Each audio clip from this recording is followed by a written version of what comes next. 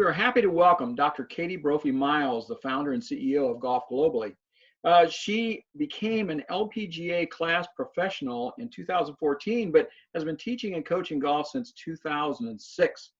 She received a degree from Indiana as well as Georgetown and returned to Indiana to complete her PhD as a doctor in philosophy for human performance in 2018. She was a head women's golf coach for Georgetown University from 2011 to 2017, twice named Big East Coach of the Year. Currently working on her own business, Golf Globally, which helps high school students find the right college program. Katie, welcome to Back Nine Report. Thank you, Fred, for having me. That's quite a resume. You spent quite a bit of time, got a lot of degrees there. I did. I paid a lot of tuition through the years. There were a lot of years I was enrolled in school, yes. Please tell us a little bit more about Golf Globally and what your program is doing to help high school kids find the right university and get a scholarship for golf or for athletics at a university. Yes. So I started my company. I actually bought the domain for my company when I was coaching, knowing that eventually I would do this. As a coach, as an assistant coach and then head coach, I met with hundreds of families through the years who just genuinely, they were interested in the schools that I was working at, but they were also just genuinely confused by the recruiting process. And so I found that to be particularly a problem when I started doing camps over in Thailand. I was asked as a coach to do some camps in Thailand. So I had a number of kids from different countries in Asia who, they were maybe seniors, and it was like December of senior year, who, they really hadn't started the process at all. A lot of them hadn't taken the SAT. They didn't know a lot of the kind of base requirements necessary in order to just be admitted into college, much less to get recruited to play a sport and to receive a scholarship. So what I do now is I have students from different countries, and I have students in 12 different US states, where I help them figure out kind of the best school for them academically, athletically, and then kind of from a personal perspective, what school is going to help them set them up for the rest of their life. And you're the perfect person for this because you've come at it from both sides. You were a college athlete, so you went through the process yourself. You coached at the collegiate level, so you recruited and saw kids come in and tried to match your program with what you needed from a student athlete. So you understand both sides of the issue. Yes. And in fact, this is one of the things that, I see a lot is a lot of families, especially in the beginning, will say, well, we want to go, we want to play we want our child to play at, insert top 5 school in the country here. At Arizona, USC. Exactly. Yeah. Exactly. And really, those kids in that, unless they are maybe the top 10 in the world, those kids have no business talking to those coaches. Yeah. And really it wouldn't be a fit. They wouldn't make the team. They wouldn't make the lineup to travel and be, competitive in that way. Maybe academically it would be a stretch. So, one of the things that I tell families is on the men's side, there are over 1,000 options, and on the women's side, there are almost 1,000 options. So if you really want to play college golf and you want to work for that, and you're willing to put in the effort and time and, sometimes years of research, then there's absolutely a place for you. And so, finding the right place where you are going to, as I said, kind of like prepare yourself for the next chapter of your life, whether that's professional golf, a job on Wall Street, medical school, there are a lot of options. And so if you really want to put in the work, you absolutely can find a place to play college golf. Yes. And then one other thing that I also think is important, and this is just in general, it's good practice to get good grades, because a lot of the time you would be able to pair an academic scholarship, which would a lot of the time rely on the combination of your SAT or ACT score and your GPA.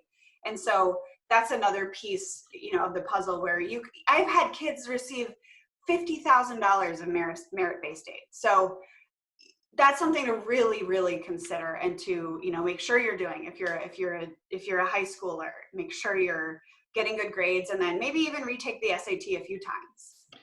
It's a really good point. A school like maybe an Ivy League school or some of the higher academic schools that maybe don't give academics or give athletic scholarships, or maybe just a small percentage, but you could make that up if you are an excellent student.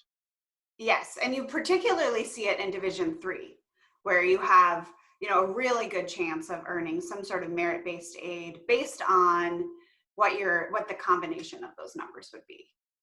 One of the ways that I became familiar with your program was that you had some charts on Facebook that outlined what a student should be shooting to consider going to a Division I school or Division II or Division III. Quite a difference there. Yes. So I think what that shows a lot of people is how competitive it is at all levels. But, you know, it's funny, you know, a lot of the time when kids are looking at playing at a school, they're expecting a scholarship of some sort. And if you look at where those players are, like the number 1 player to the number 8 player on the roster, if you're expecting a scholarship, you can't be the number 8 player on a roster. You've got to be kind of that 1, 2, 3 player that's going to come in and make an impact. Most college programs are only, a golf program is only giving maybe 1, possibly 2 scholarships a year. Perfect. Yes, exactly. So if you just do the math, you know, they probably want to bring in somebody, and if they're offering scholarship money to that person, then they're probably going to need somebody that's going to come in and really, you know, change the program around, or at least continue to make them better. And that's something that coaches will always say. You know, I've talked to some Big 12 coaches this week who, you know, that's kind of one of their main goals. It's like, you know, I've got to recruit a player that is going to improve my program immediately. Like, hands down, that's just what I have to do. Your company name is Golf Globally, and as you said, you realized by being in Thailand that international students really need help in finding the right school and getting located. And we've seen over the last 15, 20 years that international players are pretty much on every golf roster in every college around the country. There's maybe 1 or 2 students from outside the United States. Yes. So you do see that, particularly in the sports of golf and tennis. You see a very, very high percentage of international students. It's in golf, we have seen, especially over the last, as you said, kind of last 10 years or so, you know, as golf becomes more of a global game. And golf is a really, you know, nice, I want to say easy sport to recruit, but you have scores, you know, you're not just like a player on a soccer team, you know, in a team sport, it's a lot more difficult to evaluate somebody's, you know, how good is this person. So in golf, you know, they're shooting numbers. We have a number of different ranking systems. Obviously, internationally, there's Wagger. I feel like Junior Golf Scoreboard now has a number of international students who their governing bodies or different associations are actually reporting through Junior Golf Scoreboard. So coaches are able to evaluate, okay, you know, like one of my players from Thailand right now, you know, coaches are able to see how good she is because she's got a ranking on Junior Golf Scoreboard. So, you know, 10 years ago, that wouldn't have been the case. So that's been helpful. And in general, I think a lot of coaches appreciate certain aspects of having a few international players. And it does, I think, overall enhance some of that college experience for the kids from the US that are on the team. So you kind of get to know people of different cultures and people from other places around the world. A couple things I want to touch base on with you. Number one is AJGA is such an important place here in the United States for college coaches to see kids, actually go see them play and not just look at the numbers. And also, Annika Sorenstam is put a lot of money through her foundation in developing young women's golf around the world. And yes. So bringing a lot of attention to some young women from other countries around the world that maybe wouldn't have gotten seen before. Yes, Annika, yeah. Well, so we'll start with the AJGA. I mean, the AJGA obviously kind of is, you'd say, the gold standard for junior golf tournaments throughout, the US. The hard part with the AJGA, with this year in particular, was, and it always is getting into those tournaments. You have a lot of kids that might be members of the AJGA, and if they don't start early enough, sometimes they might not get into that many events or have to play in qualifiers. But I played in the AJGA, all of my siblings played in the AJGA. I mean, their tournaments are, amazingly well run, and it's sort of an unparalleled experience in terms of the way that they put on high level events. It prepares you for the next level.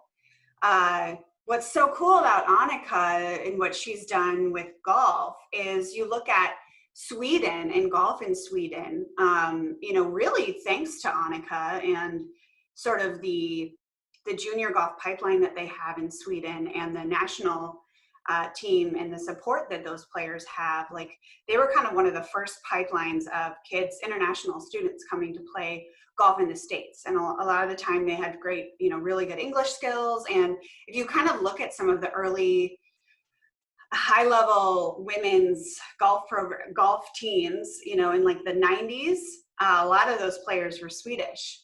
And now, what she's doing to like grow the game globally, she's got her tournament in Sweden, she's got tournaments in South America now, she's got her college tournament here. It's, for somebody that's like, legendary and been an ambassador in the game, it's so cool to see, what she's done with junior golf, because that's, to me, obviously that's like the area of golf that's near and dear to my heart too. Got one more question before we let you go today. What one thing would you like to tell prospective high school athletes when they're considering playing college sports or looking for a scholarship? I would say to do a lot of research.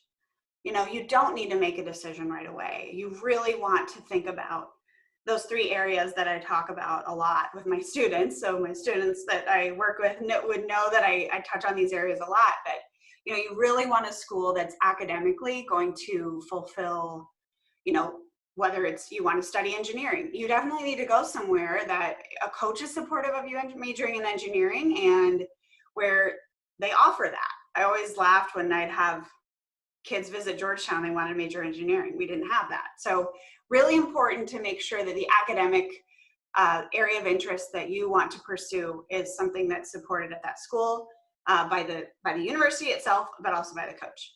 Secondly, you want to go somewhere where you are going to contribute to the team and you're going to actually make the lineup. When I was going through the recruiting process, there were a few schools where, it would have been great to say that I played for them, but I wouldn't have played. I would have been the number 9 player.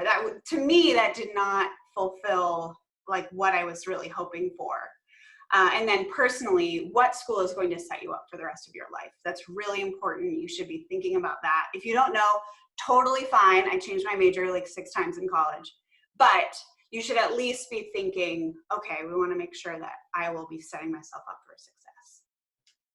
Been talking with Dr. Kathleen Miles and her company Golf Globally, which helps high school students find and get into the college or the university sports program that they're looking to do with scholarships and those kind of things. So they can find you at golfglobally.com. That's correct? Yes. Yes. Thank you, Fred. Thank you so much. Thank you for coming on and chatting with us today. We really appreciate it.